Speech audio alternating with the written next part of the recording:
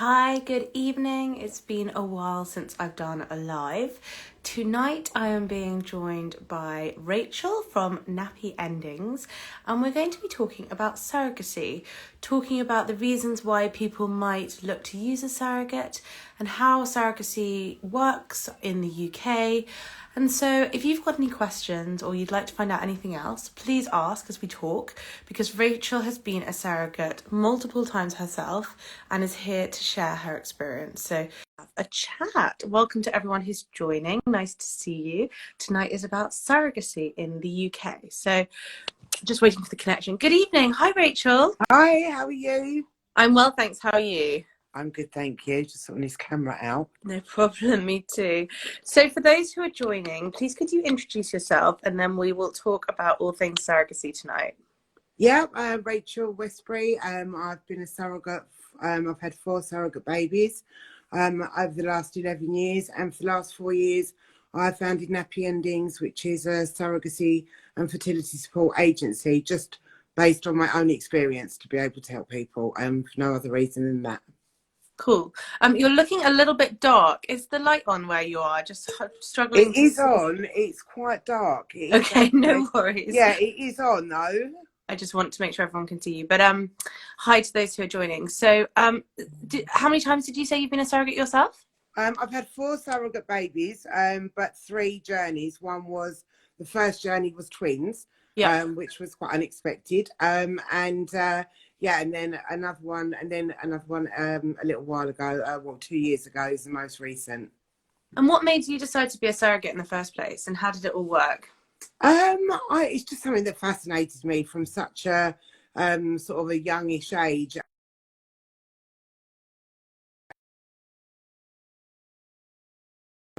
Having any more children for me, I knew that was complete. I ended up becoming a single mum, which wasn't what I set out to do. And it kind of the whole pregnancy, fertility side fascinated me. I knew many stories of people that couldn't have children, and everyone deserves a chance to be a parent. And I just thought I wasn't ready for my pregnancy journeys to end, but I didn't want any more children myself. So it was a perfect solution for me being able to carry on doing what I loved and to be able to help people in the same time. And to be a surrogate yourself, what were the kind of tests and the process that you had to go through to match the intended parents that you've helped? Back when I started, 11 years ago, there weren't as many rigorous tests as what there are now. Now you would have a DBS check, you would have many health tests. My first journey was as a traditional surrogate. So there wasn't all the clinical test requirements or anything. It was just the basic health checks from your GP, and that was pretty much it. Now, obviously, things are a lot different. And also, when I became a gestational surrogate, that was a whole different story, which is what made me want to do Nappy Endings. It gave me an understanding of what so many people go through.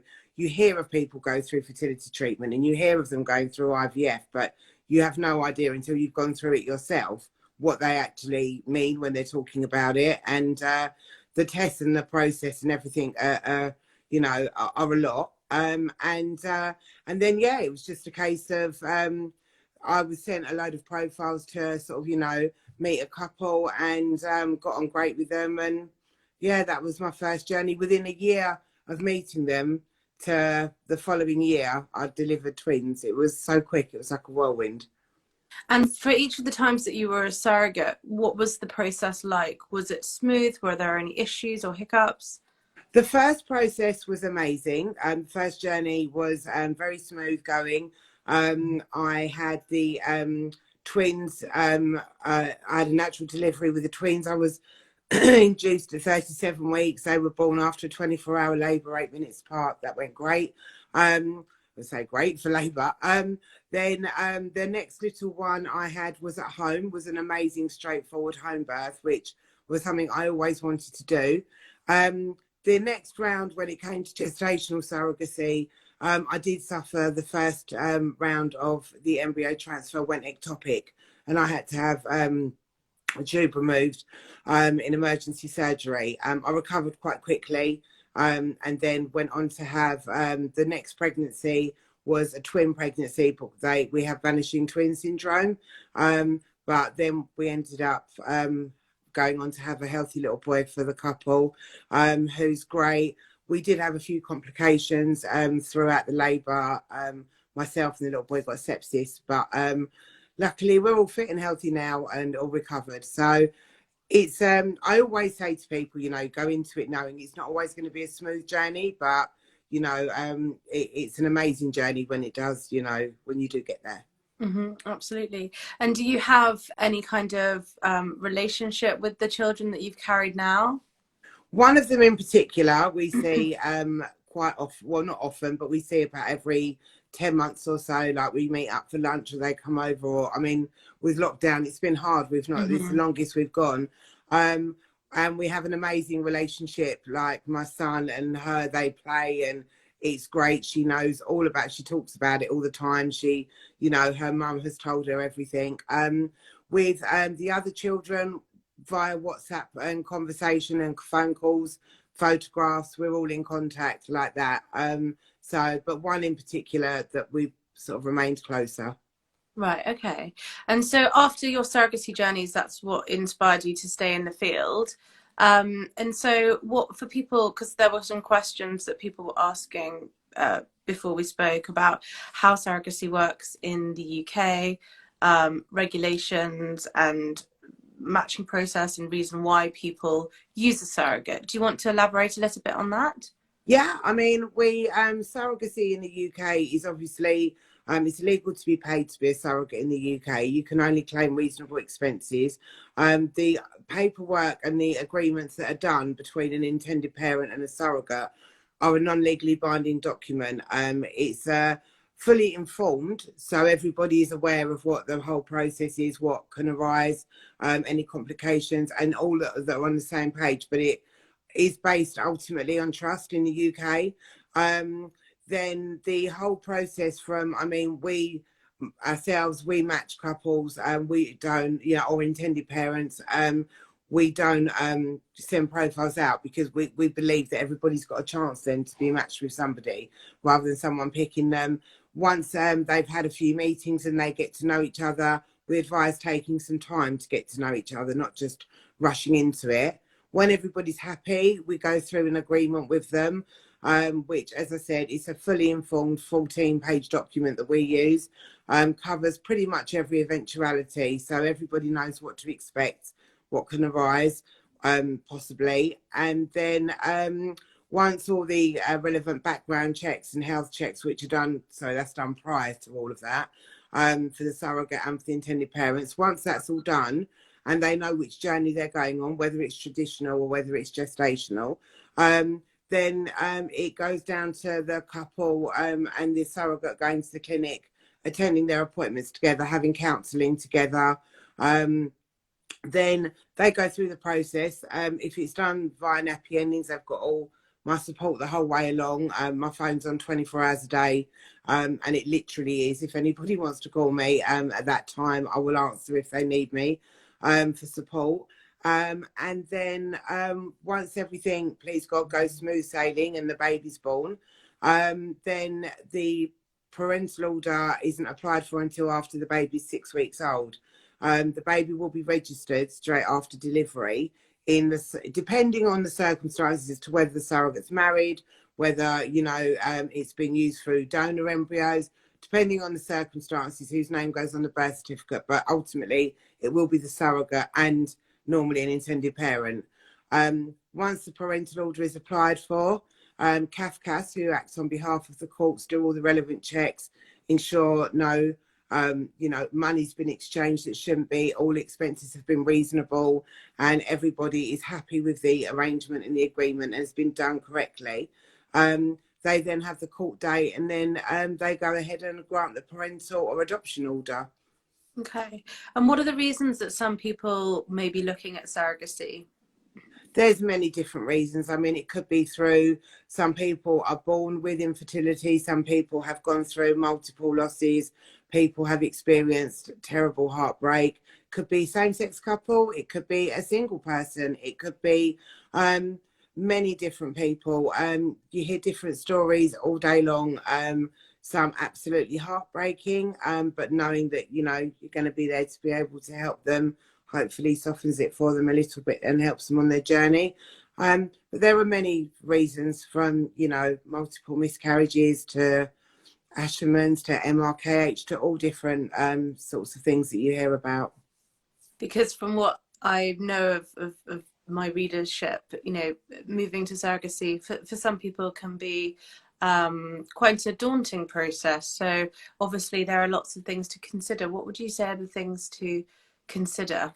I would say make sure that you're fully informed of everything when you go into it. You understand the whole process as much as you can. Make sure you've got support around you, and also make sure that you are aware that any fertility journey, you know, just because it's surrogacy, but go into it with your eyes open. That it, you know, it can be the most amazing journey, but there can be bumps in the road. It's an emotional roller coaster. But it's also the most wonderful thing ever. And, you know, if it was talked about, you know, it's amazing being given the time now to be able to talk about it. I'm all for raising awareness so it's not as daunting for people. The stigmas around what you see on TV, the surrogate running off with a baby and all of that sort of thing, that's for the soap dramas. Do you know what I mean? That, you know, Yeah.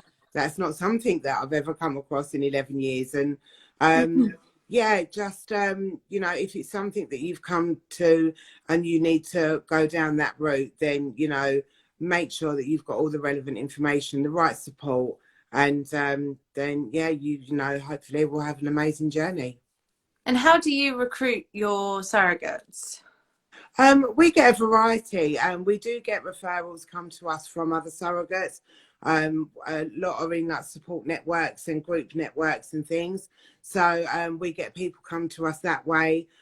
We get people that have seen some stuff, like, you know, that I've blogged or on Instagram or through TV. I'm very careful who approaches us. Everybody is thoroughly checked out first before we consider taking a surrogate on to start a journey. We do get people come through Facebook communities. We get people come through. We've had relatives of surrogates become surrogates. I've had my next door neighbour ended up becoming a surrogate. You know, it can be all different sorts of ways that people can contact you. But when you get the right surrogate and they're, you know, they are ready to do a journey, they're amazing. Absolutely. It's something that I didn't really know much about before I started working in this space. And I'm too old now, but if I wasn't, then it's something that I definitely in another life would have considered. I think, you know, giving someone that chance to have a family is pretty amazing. I wished I'd started earlier. I definitely do. And it was my mum that said to me, we'd watched a documentary, and she actually said to me, if you're going to start, I was like watching it all fascinated at theirs for the evening. And she said, if you're going to start, you know, you're not getting any younger. And I was 36 when I started, so 35. So when I started, I would carry on forever if I could. You know, it's something that I've just become addicted to. You do become addicted to that amazing feeling. What did your friends and family think of you being a surrogate so many times? Well, they think I'm nuts anyway, but they wanted to make sure I was okay. I think they were have always been supportive. I've got the best friends and family that have supported me. I would say, if anything, the last journey, because of the ectopic, they were more hesitant. They would just, you know, make sure you're okay and everything. But I knew I was well looked after. But I've had amazing support. I couldn't be more grateful for the people that I've had around me, which again is why, for me, I felt I'm so passionate about it that I wanted, you know, Nappy Endings to give that same support to people that want to do it, might not necessarily have that support around them. Absolutely.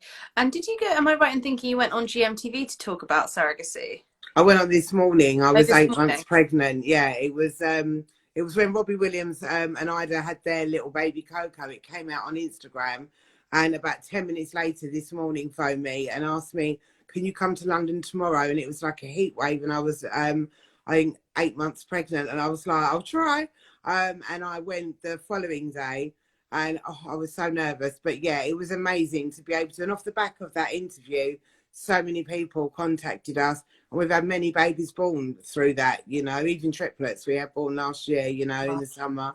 So but to your point about raising awareness, it does feel as though surrogacy has been in the media a little bit more, hasn't it? In terms of definitely. hopefully, you know, normalizing it to a degree where people aren't necessarily putting a stigma against it like there may have been. And I've got donor conceived children, and I feel like at times there has been a stigma attached to that, but through what I do Definitely. now, I feel like that is lifting. Maybe I'm just around it more, but I think it's good to have conversations so people understand that families can be created in many different ways. 100%, definitely, and it's definitely not as taboo subject as what it used to be. There is more knowledge. There are many more people in the public eye that are coming out with their journeys of using a surrogate, which is amazing because, you know, it helps, you know, people with a platform like that be able to reach to people that don't have a platform and carries a message to them. And any opportunity that, you know, I can do to raise any form of awareness, to get it talked about, to get it understood. You know, I think it's amazing. And there's all different, as you say, there's all different journeys to parenthood. But just, you know, a bit of understanding is what it kind of needs. And, you know, it's, as you say, when you're in that field, sometimes something you never hear about, all of a sudden, when you're in that sort of field, you hear about it so much. But it's amazing that TV and, you know, media and all the social media platforms do raise awareness about it now. You know, it's brilliant. And for people who feel like options might be limited, or you know, want more information about doing this in the UK, or feeling that they might need to go abroad, like what are the differences here? Depending on what country, you've got sort of, you know, there are laws in certain countries where, you know, you get pre-birth orders, so you don't have to worry and you have more guarantees. But with that comes, you know, a much bigger price to, you know, financially pay for something like going abroad. Also, with COVID, unfortunately, it caused quite a lot of issues. There were babies in Ukraine and certain countries that, you know, people couldn't travel. I think in the UK, I mean, I know from 2018 to 2019, the numbers of parental orders granted in the UK pretty much doubled. So, and it's carried on increasing. So, it's definitely something more that's happening in the UK. And hopefully one day the laws will change and it will become something that people will have that bit more reassurance and that bit more guarantee that, you know, they've got that security with them. But you know, there's a lot of international surrogacy, and, you know, I'm all for, you know, wherever anybody feels comfortable and whatever journey is right for whoever is going down that route. You know, it's whatever they feel comfortable and whatever suits them best. Mm-hmm. And has COVID affected surrogacy much, would you say, in the UK? For us, I think to be honest, it didn't. The only thing that kind of, the first lockdown they did halt treatment for a little while. The second lockdown they didn't, but they were they stopped or delayed any high risk intended parents or surrogates having any procedures like maybe an egg retrieval, which, you know, could run a risk of, you know, over hyperstimulation and anything that could have caused anything more pressure on the NHS.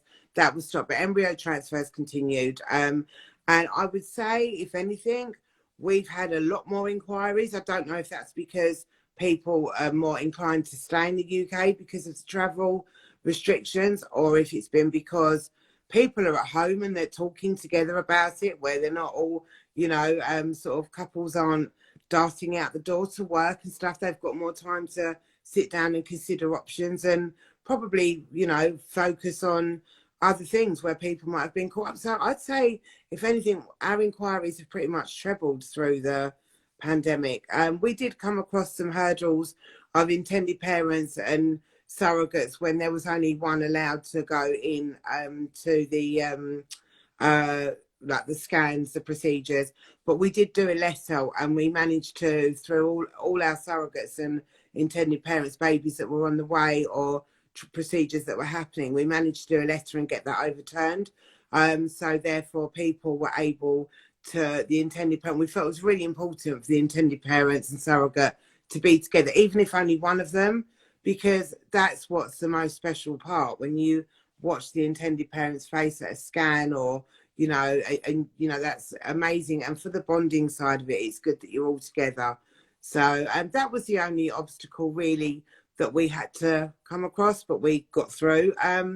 Other than that, I'd say, it's been the inquiries and the matching of intended parents and couples have been, it's been busy. Mm-hmm. Great. And if anyone's got any questions for Rachel, please feel free to ask. As I mentioned, some did come in before. So I think I'm trying to remember off the top of my head the other ones there were, but I think it was about costs and process. Yeah, I mean, the costs in the UK, I mean, you've got the costs of the clinic, you've got the cost of an agency. It's non-profitable in the UK. You know, any costs have to be deemed reasonable expenses. What a surrogate gets from the intended parents covers travel, covers childcare, loss of earnings if that's applicable, if the surrogate's in full-time employment. Um, uh, it varies as to what the circumstances are. Your costs pretty much, to complete a parental order, it costs, a couple of £100 to download a form online. If you're with someone like an agency, they can guide you, they can, help you with a family lawyer. You don't always need that. It depends what route you go down. If you're going through traditional surrogacy, you don't have the clinic costs or anything like that. And therefore your costs are a lot lower. Regarding what a surrogate claims in compensation depends completely on their circumstances. If you've got a surrogate that's experienced, that works full time, that, has to take time off work, her expenses are going to be naturally higher. And depending where they are within the country to each other regarding travel, you could get a surrogate that's half an hour away, or you could get a surrogate that's 4 hours away. So it varies, but it's only reasonable expenses, and it has to be, all tracked and everything. So there are limits to, nobody can just go ahead and say, I want X amount of money. It doesn't work like that. Mm-hmm. And what about surrogacy agency fees?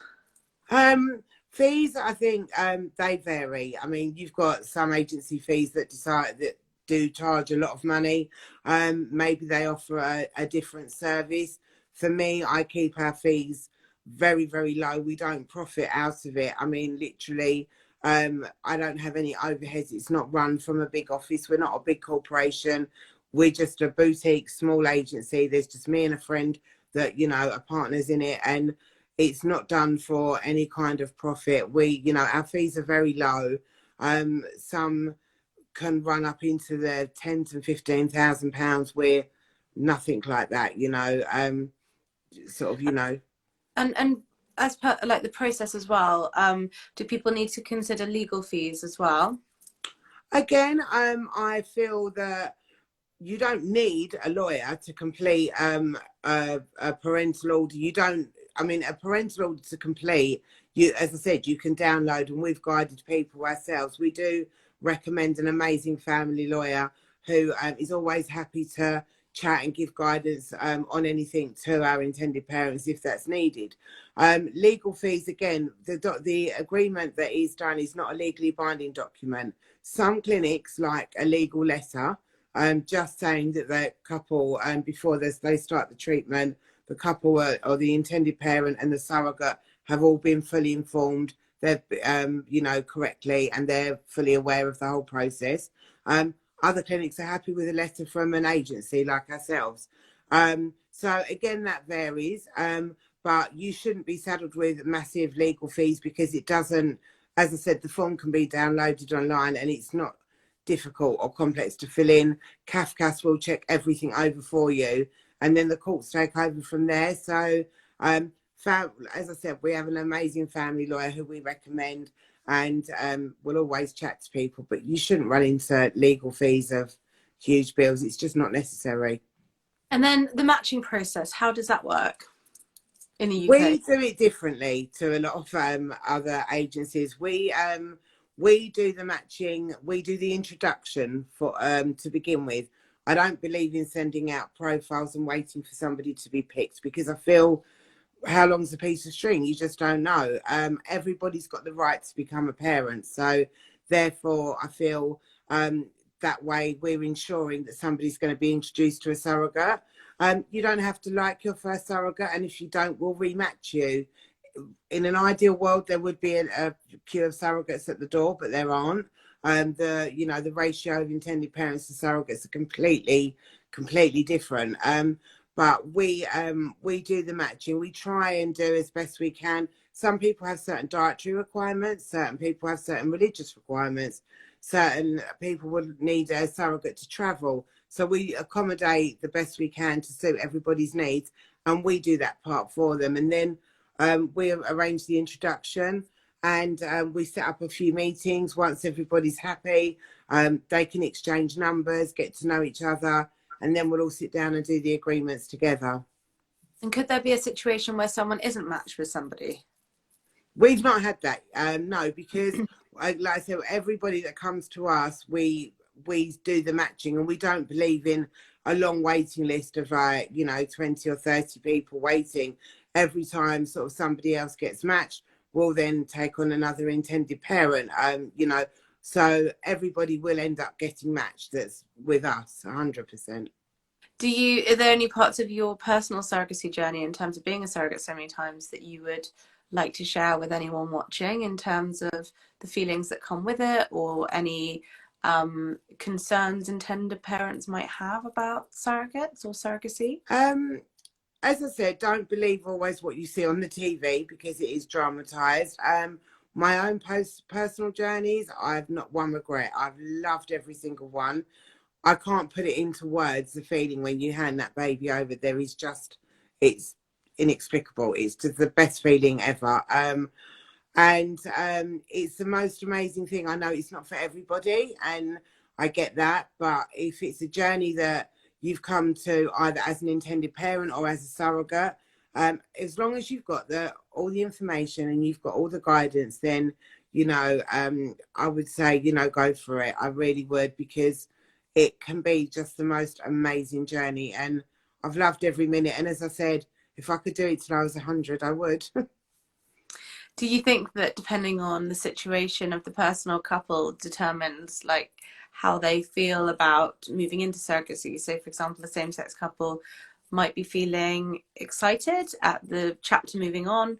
I don't know whether you'd agree with this, but a heterosexual couple who have had infertility diagnosis and can't carry Yeah. the baby for that reason might be looking at this as a final resort, and Yeah. therefore feeling differently about it, possibly. 100%. I mean, we had this conversation, funny enough, last night. I could do 2 or 3 Zoom chats. At the moment it's Zoom. It used to be face to face in the good old days. With intended parents.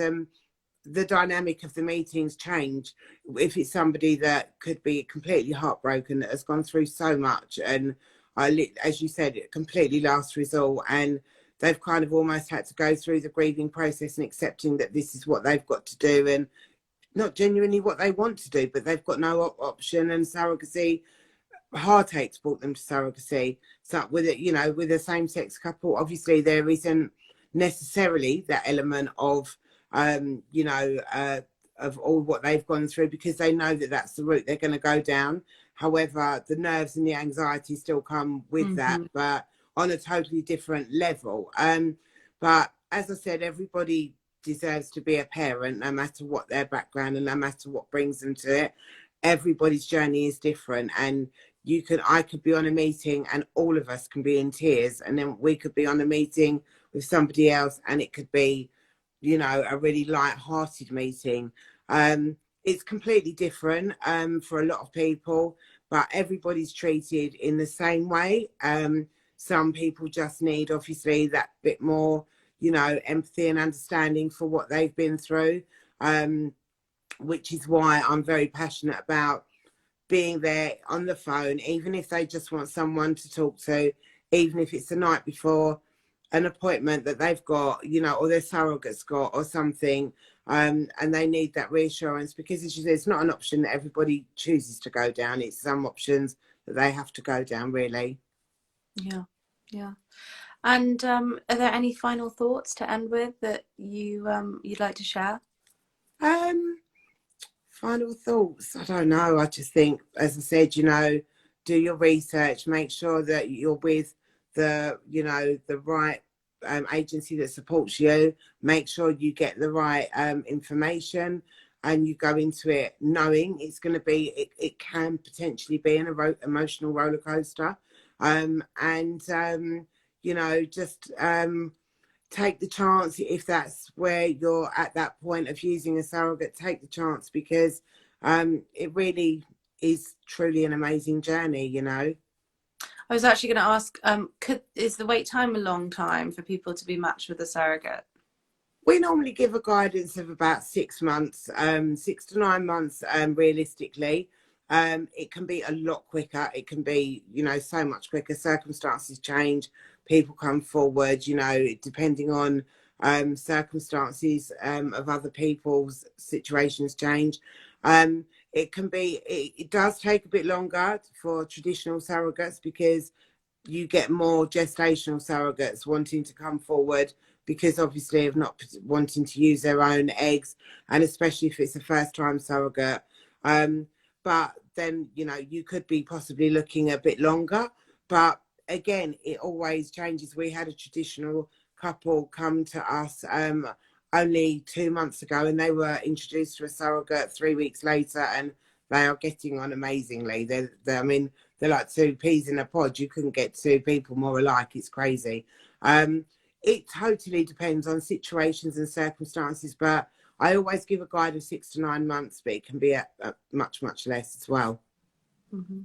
Well, thank you so much for chatting tonight and Oh, your time thank you. and sharing your journey, because it's very interesting to hear about someone who's experienced it firsthand. And Oh, if thank anyone's got you. questions, feel free to send them over in DM. Yeah, no, thank you so much for giving me the opportunity to talk, because that's what I do constantly, is that I don't stop. I talk too much. So, but no, anything to raise awareness, and your platform, your page is amazing, and I'm really Thank you. grateful. Thank you. Well, the more, support there is out there, the better, right? Definitely 100%. Thank Yeah. you so much. Okay. Thanks everyone for joining, and bye, Thank Rachel. Have a you. nice evening, everyone. Bye-bye. Bye. Bye. Bye.